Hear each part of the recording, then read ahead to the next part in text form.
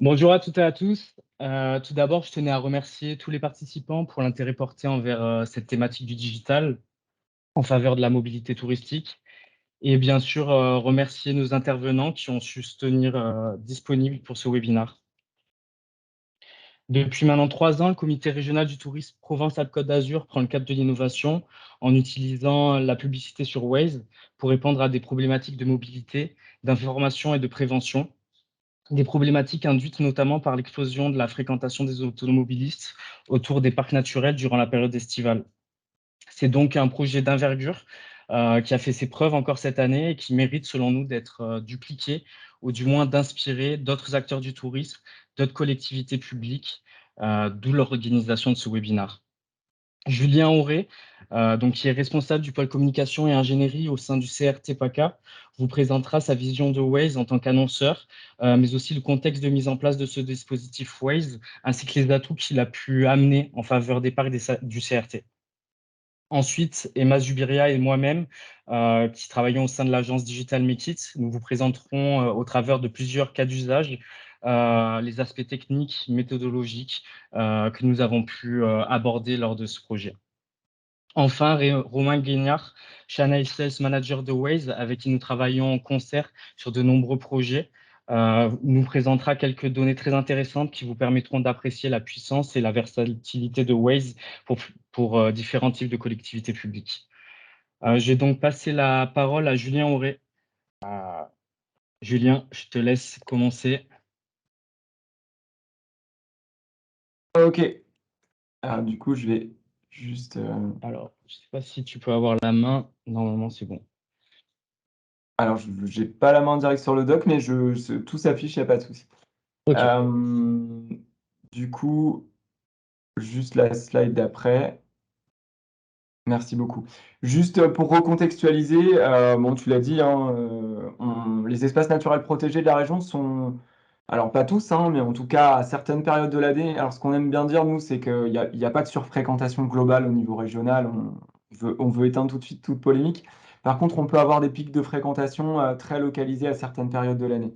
Là, je vous ai mis quelques exemples de deux sites. On a d'un côté le Colorado provençal et de l'autre le parc national des Calanques qui, dans, on va dire, pratiquement toute sa globalité, mais pratiquement sur tous les spots qui sont sur la partie littorale du parc, sont concernés par des fortes fréquentations sur une grosse période de l'année, alors plutôt en saison estivale, mais également sur les week-ends des ailes de saison où c'est très important. Ça peut arriver aussi même très tôt au printemps. Alors, mais pour les calanques, c'est vraiment très spécifique puisqu'on est sur un espace périurbain très important avec des agglomérations très fortes, en tout cas très importantes à côté, comme Marseille, mais également Aix-en-Provence ou même Aubagne, qui est une plus petite ville mais qui amène beaucoup de bassins de population. Juste sur, voilà, sur ce qu'on a décidé, c'est que pour faire face en fait à cette problématique, on a décidé de mettre en place un groupe de travail participatif qui impliquait différents acteurs, des acteurs du monde du tourisme comme nous, la région bien sûr et ses différents services, mais également l'ensemble des parcs naturels nationaux, régionaux et l'Agence régionale pour la biodiversité et l'environnement. L'objectif, c'était d'identifier les problématiques qu'on rencontrait, imaginer en fait des actions de sensibilisation des publics pour travailler sur les points de tension et essayer de trouver des solutions et des actions correctrices des problèmes qu'on pouvait rencontrer. Donc, il y a un travail de fond qui avait été fait par l'ARB, donc l'Agence régionale pour la biodiversité et l'environnement, qui recensait un peu tous les problèmes de fréquentation qui étaient rencontrés dans la région. À partir de là, on s'est concentré sur ces problématiques-là et on a déterminé des messages clés pour articuler notre communication. Voilà, sur le point d'après. Donc, on a travaillé sur plusieurs messages dans nos communications. Celui de rappeler, alors nous, on avait une grosse campagne générique au niveau touristique qui s'appelait On a tous besoin du Sud. L'idée, c'était de créer un écho à cette campagne et de jouer sur le On a tous besoin avec On a tous besoin de nature parce qu'on a 60% du territoire régional qui est situé en espace naturel protégé. On a tous besoin d'explorer. Là, le message, c'est vraiment d'être dans le sens premier de l'exploration, c'est-à-dire aller visiter des sites qui sont moins prisés, puisque là, l'idée, c'est vraiment d'inciter et de dire au public et aux visiteurs qui viennent sur nos territoires qu'il y a plein d'autres sites à visiter que nos phares, hein. Tout à l'heure, on parlait des Calanques ou du Colorado provençal. On a plein d'autres choses à proposer et à mettre en avant. Autre message, sur la slide d'après, on a tous besoin d'être responsables. Donc là, l'idée, c'est vraiment de dire, voilà, de rappeler certains éco-gestes qui sont forts sur le territoire. Et puis, on a tous besoin de bien vivre ensemble. Là, c'est éviter les conflits d'usage. Là, typiquement, vous avez l'illustration notamment d'une personne qui promène son chien à proximité d'un troupeau. Donc, l'idée, c'est de justement montrer que bah, on laisse pas son chien en liberté. C'est un geste assez fort. Donc, voilà, on le tient, on laisse pour justement pas perturber l'activité agricole. Donc voilà, je vous l'ai dit, c'est une campagne qui est intégrée directement à notre campagne On a tous besoin du Sud. On avait deux cœurs de cible, plutôt les habitants de la région et les visiteurs français. Pourquoi? Parce que c'est vrai que quand on a commencé à se pencher sur cette question, on était en plein Covid. On était donc à l'été 2020 et il y avait eu, au moment du déconfinement, je ne sais pas si vous vous en souvenez, mais une forte ruée, en fait, on va dire, des populations sur les espaces naturels. Tout le monde avait besoin d'espace, on avait marre d'être confiné. Et c'est vrai que c'est notre cœur de cible, hein. Aujourd'hui, la clientèle française représente à peu près 80% de la clientèle au niveau régional. Donc, l'idée, c'était d'aller sensibiliser en particulier ces publics-là. Deux temps forts de communication. On a travaillé dès 2020, dès le déconfinement, donc en amont de la saison, et puis pendant les vacances d'été, là où les problèmes d'incivisme sont les plus forts. Voilà, on a imaginé un plan média assez important, donc des conférences de presse et workshops presse pour sensibiliser les médias régionaux, nationaux, mais également les médias spécialisés voyage, de la publicité dans les médias régionaux pour pouvoir toucher les publics cibles, de l'affichage, et là on a eu la chance de pouvoir travailler avec la direction de la communication de la région qui a abondé dans le dispositif et notamment en libérant des espaces sur les abribus des lignes express régionales, donc les bus, et puis dans les TER, donc dans les trains express régionaux. Également, campagne télé sur les chaînes locales du réseau BFM, des campagnes push et un partenariat influenceur sur toute la partie réseaux sociaux. Et puis là, j'en viens un petit peu à notre sujet. Waze est devenu un levier important aussi dans cette campagne pour aller asseoir et aller communiquer en temps réel. C'est un levier qui a été hyper pertinent pour nous à ce niveau-là, puisqu'il permet d'aller toucher les automobilistes quand ils sont sur notre territoire à l'instant T. Voilà. Donc très clairement, voilà, on a 3 cas d'usage aujourd'hui sur les campagnes Waze. Un cas qui est plutôt destiné à orienter le stationnement des visiteurs pour éviter les parkings sauvages. Je vous donne un exemple, par exemple dans l'accès aux sources de l'Yvonne dans le parc naturel régional de la Sainte-Baume.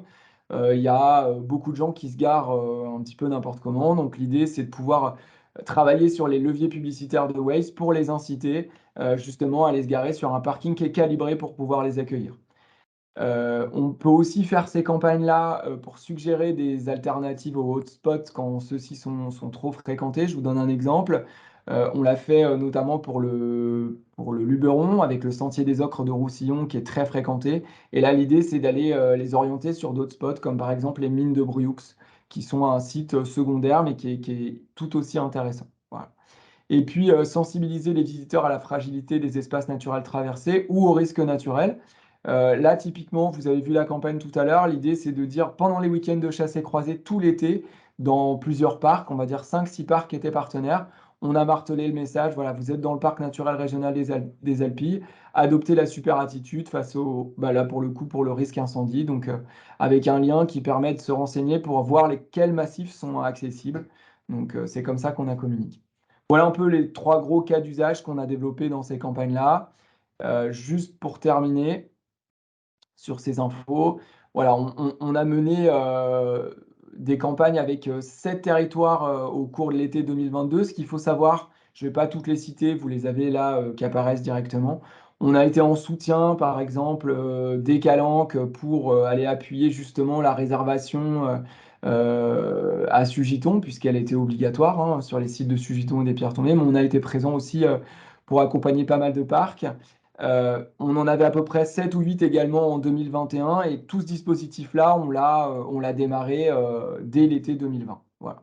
Donc ça fait 3 ans aujourd'hui qu'on mène ces campagnes avec Waze et ce que je peux dire aujourd'hui, c'est que quand les scénarios sont bien ficelés, quand voilà, c'est vraiment un levier qui devient très, très pertinent pour aller renforcer la communication sur place.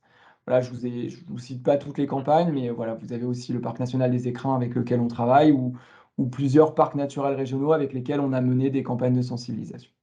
Voilà en gros ce que je voulais vous dire en tout cas sur le travail qu'on mène aujourd'hui avec les équipes de Digital Naked, de CI Media et de Waze pour essayer de contribuer à une optimisation des flux touristiques sur le territoire régional. Merci beaucoup, Julien.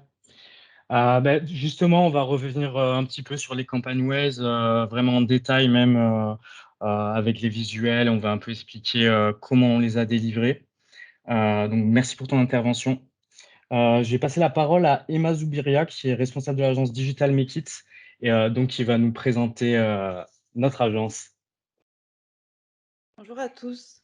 Alors effectivement, ce que je vais faire là dans un premier temps, c'est présenter un petit peu l'agence Digital Make It.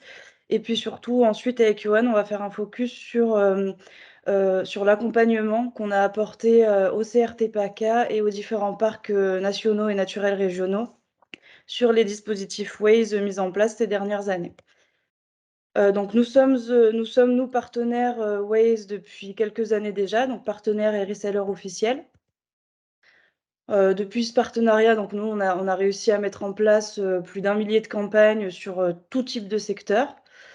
Alors quand je dis tout type de secteur, c'est que voilà, l'idée c'est que, nos différents clients, viennent de différents marchés. Donc on travaille aussi bien avec des concessions automobiles, des restaurateurs, des jardineries et cetera. Voilà, c'est assez large, donc on s'adresse à tout le monde, ce qui est assez intéressant aussi bien pour l'utilisateur, pour nos clients et puis également, pour nous puisqu'on réussit par la suite à obtenir différentes, données, nous permettant de montrer un petit peu les performances de nos campagnes. Alors il faut savoir que l'offre Waze, évolue, hein, en permanence, notamment aussi grâce aux partenariats. Donc il y a de nouveaux formats de communication qui sont apparus, de nouvelles fonctionnalités pour les utilisateurs et puis aussi de nouveaux paramétrages pour nous permettant de préciser un petit peu plus, hem, les performances de nos campagnes et les possibilités de ciblage, en fait, tout simplement des utilisateurs. Hop là. Ouais, donc pour revenir un petit peu sur la versatilité de Waze, donc nous, on est une agence Web to Store, donc spécialisée en publicité Waze et forcément, on est amené à travailler avec une multitude d'acteurs du retail, donc automobile, restauration, alimentation, habillement et bien d'autres encore. Mais aujourd'hui, on observe un intérêt croissant, de nos collectivités publiques envers la plateforme, car je pense qu'elles ont très bien compris les apports de Waze, donc en matière de gestion du trafic, mais aussi d'information parce que, il nous arrive de faire des campagnes de prévention, des campagnes vraiment, de communication de masse, mais on va y venir, juste après. Toutefois, le dispositif qui a été mis en place pour le CRT se démarque, des autres, qu'on a pu faire pour les collectivités publiques, de par sa granularité, car nous avons répondu à des problématiques qui sont vraiment spécifiques à chaque parc. On est allé vraiment dans le détail, mais aussi de par son envergure, parce qu'on a énormément de campagnes qui ont été diffusées. On en est à peu près, 80 campagnes, donc sur ce dispositif. Donc comme je disais, c'est un dispositif sur mesure, donc qui a été permise par une collaboration directe, avec Julien du CRT, mais aussi les responsables de chaque parc, les chefs de projet et cetera. Donc ça nous a permis d'analyser et de mieux comprendre chacune des problématiques, et du coup, on a pu y répondre de manière adaptée, personnalisée, donc tant en matière de format publicitaire, de contenu, mais aussi de timing, de visibilité, donc c'est-à-dire de nombre d'impressions, combien de personnes vont voir la campagne, combien de pourcentage de personnes présentes sur Waze vont voir la campagne, que de zones géographiques. Donc on est allé vraiment dans la précision à tous les niveaux du dispositif. Donc voilà, pour passer du micro au macro, voici quelques chiffres clés. Donc finalement, on a 10 parcs, mais pour chaque parc, il y avait des dispositifs assez complexes. Donc ça induit que pour le coup, on avait 30 publicités, donc c'est-à-dire 30 créations publicitaires différentes, près de 50 locations, et près de 80 campagnes mises en place sur l'ensemble du dispositif. Donc 80 campagnes, ça paraît énorme par rapport au nombre de parcs naturels, mais il faut savoir que on avait plusieurs formats pour chaque parc. Donc voilà, ce qui induit l'ampleur du dispositif. Alors, ce qu'on va faire maintenant, de la même manière que l'a fait Julien tout à l'heure, on va vous présenter quelques cas, hein, qui ont été, mis en place cette année sur certains parcs. Donc notamment ici, le parc national de Porquerolles. Donc il y avait une problématique, alors forcément de saturation de trafic, au niveau de l'accès à la tour fondue, donc pour, se rendre sur l'île de Porquerolles.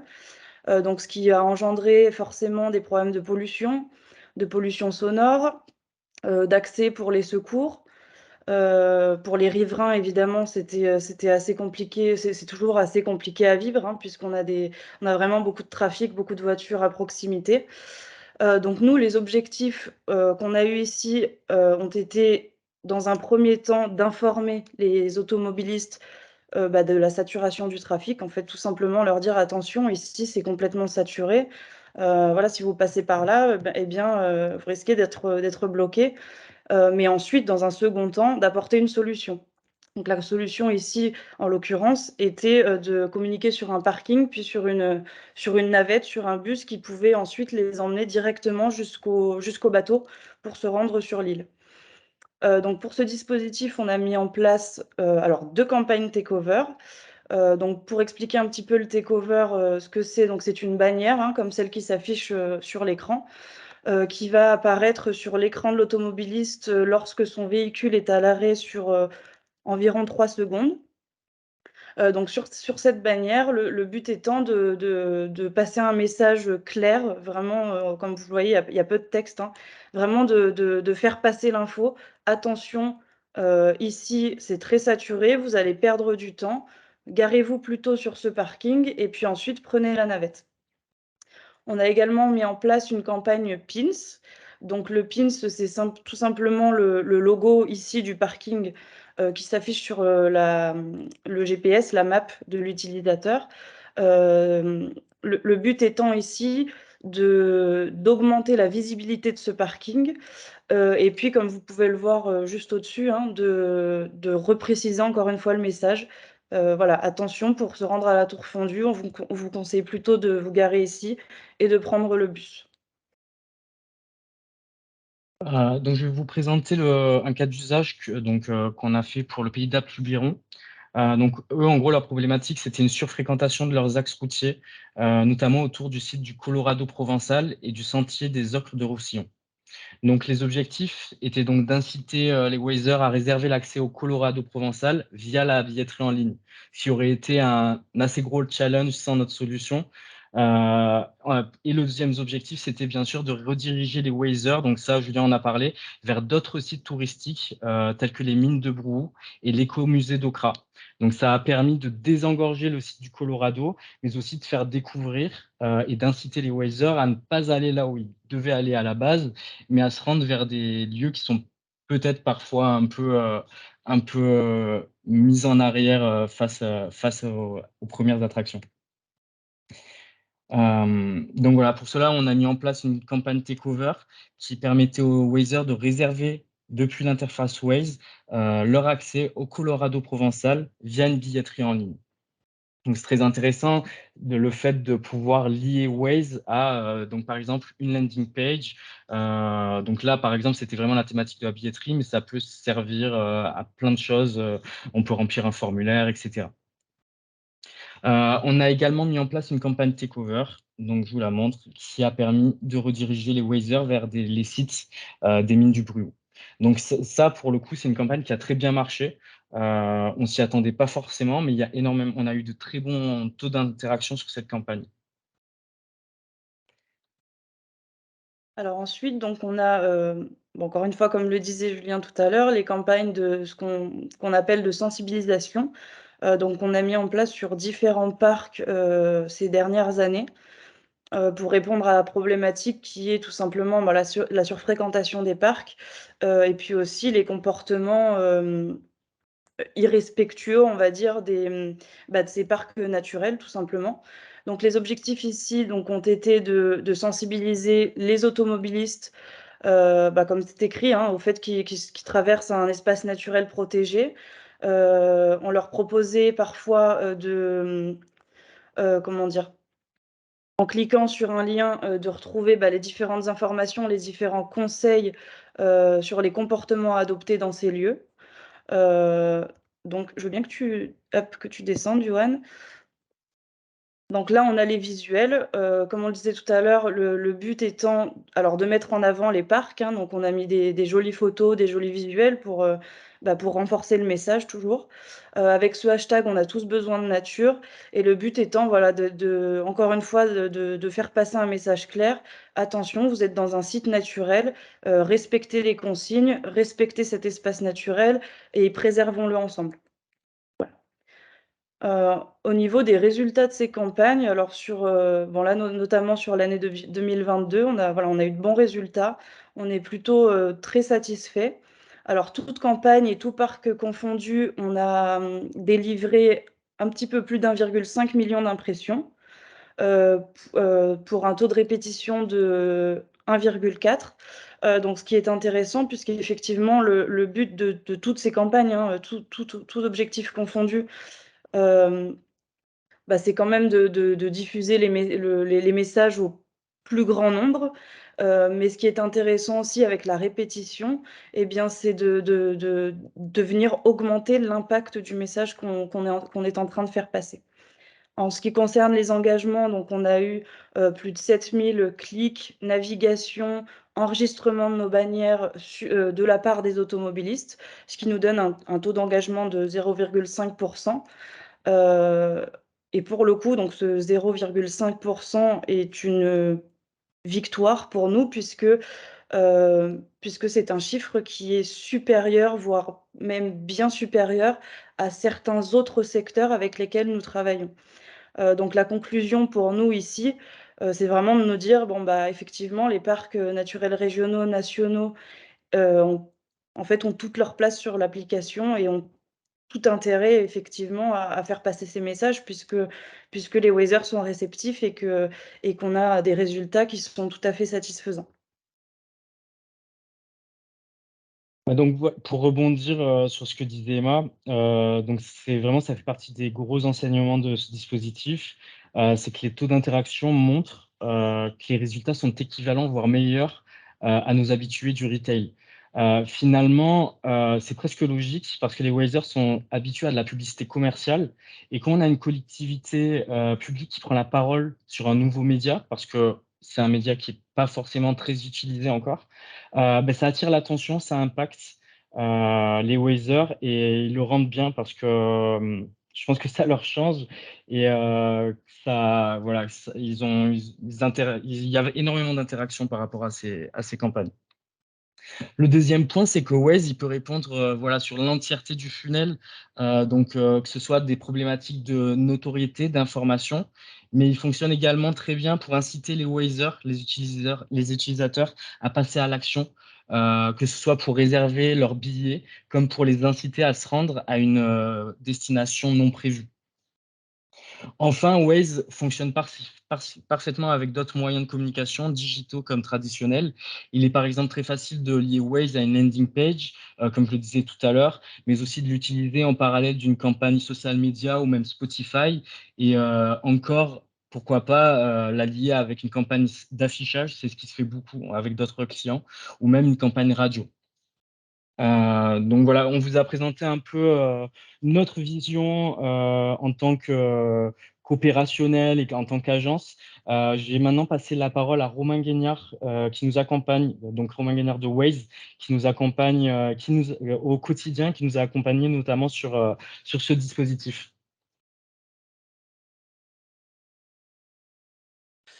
Oui, alors, bonjour, oui, je vais me représenter, rapidement. Donc, je suis, Romain Guénière, je travaille chez Waze et j'accompagne, des partenaires, certifiés Waze, donc des partenaires qui sont, experts dans la, commercialisation, l'implémentation et le suivi des campagnes, Waze, dont, comme on a pu le voir, Digital Make It, fait partie depuis plusieurs années maintenant.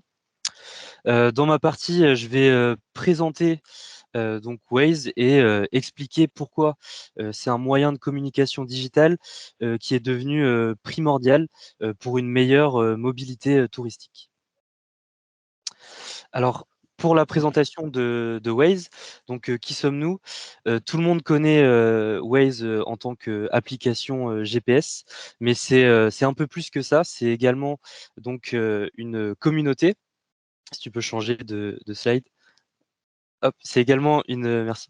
C'est également une communauté d'utilisateurs, donc qui est très engagée sur l'application, qui va pouvoir signaler toutes sortes de choses sur la carte, que ce soit des points d'intérêt, des incidents sur la route, des routes fermées, enfin tout ce qui peut intéresser un automobiliste. On peut considérer que ça fonctionne presque comme un réseau social, tout simplement. C'est également, non, c'est d'avant. C'est également un média de masse. C'est ce qui va nous intéresser aujourd'hui, car on peut diffuser toutes sortes de messages à un très grand nombre de personnes qui sont à 100% des automobilistes, des personnes qui se déplacent et qui se rendent à des endroits précis. Il existe également le programme donc Waze for City qui va permettre à des villes partenaires de pouvoir diffuser des informations comme des événements sportifs, des routes barrées pour travaux et tout ça en temps réel. On est déjà dans ce cas dans de la régulation de trafic. Alors, quand on parle de médias de masse et l'audience qu'il y a sur Waze, il y a un chiffre important qui est donc 20 millions d'utilisateurs actifs sur le mois d'août 2022. Donc, c'est le record en termes d'utilisateurs actifs sur Waze. Donc, ça s'est produit cet été, donc pendant les campagnes CRT. C'est simplement uniquement sur le territoire français. Donc ça représente un automobiliste sur deux. Donc c'est juste la slide d'après. Yep. Donc ça représente voilà un utilisateur, enfin un automobiliste sur deux qui utilise Waze. Donc c'est un chiffre important. Et quand on compare donc 20 millions d'utilisateurs actifs sur Waze et les 1,5 million d'impressions qu'il y a eu sur les campagnes CRT, on considère que ça a très très bien fonctionné. Au niveau de l'emplacement des Wazers, donc ils sont pas seulement dans les grandes villes, ils sont très bien répartis sur tout le territoire français, même dans les zones à faible densité de population. Donc on retrouve des Wazers vraiment partout en France. Durant l'été, ça sera juste la slide d'après. Durant l'été, c'est un moment fort en termes d'utilisateurs sur Waze, comme on a pu le voir juste avant. Et on peut voir que les Wazers se déplacent donc logiquement dans les endroits touristiques comme donc la région PACA et sur tout le littoral français, sur les côtes, voilà, sur les zones touristiques en priorité. Donc ceci étant dit, j'ai récolté un peu quelques exemples qui montrent que Waze est un média donc au service de la mobilité et on va essayer de bien comprendre ce qui est possible de faire sur Waze et ce qui a déjà été fait avec Waze. Donc dans un premier temps, dans une Google Survey qui a été effectuée en mars 2021, on a demandé aux utilisateurs Waze comment ils voyaient donc les communications qui étaient faites sur Waze et à 63%, ils ont répondu que la publicité a une valeur servicielle et informative. Donc ils ne considèrent pas la publicité comme invasive et s'attendent à recevoir des informations qui les intéressent sur leur trajet. Alors, j'ai compilé quelques exemples de campagnes qui sont dans le thème du webinaire d'aujourd'hui. Ce sont des campagnes qui sont là pour vous donner une idée de ce qui est possible de faire avec Waze et donc ce qui a déjà été fait. Ce sont des campagnes donc, qui permettent de sensibiliser les utilisateurs sur les sujets qui les concernent directement, des campagnes qui mettent en avant donc, des lieux touristiques ou qui transmettent un message de sensibilisation ou d'information. Par exemple, on a la campagne avec la région Auvergne-Rhône-Alpes qui, en amont des fêtes de Noël 2020, donc du 17 au 23 décembre, pour être précis, a fait appel à Waze pour informer les Français de la présence des centres de dépistage dans la région. L'opération a rempli les objectifs de visibilité et a participé aux efforts de sensibilisation de la région avec près de 15 millions d'impressions sur la période. Donc ça a extrêmement bien fonctionné. Dans un autre registre, on a la campagne un peu plus écologique. Donc on a l'exemple de la campagne de Surfrider qui avait pour but de sensibiliser les automobilistes à respecter les lieux touristiques en leur rappelant les bons gestes, de ne pas jeter son mégot par la fenêtre de sa voiture. Donc c'est une campagne qui s'est déroulée cette année, du 25 juin au 28 août 2022, et qui a pris place donc tout le long des côtes françaises et qui a généré donc 28 millions d'impressions sur la période. Donc encore une fois, un énorme succès en termes de visibilité.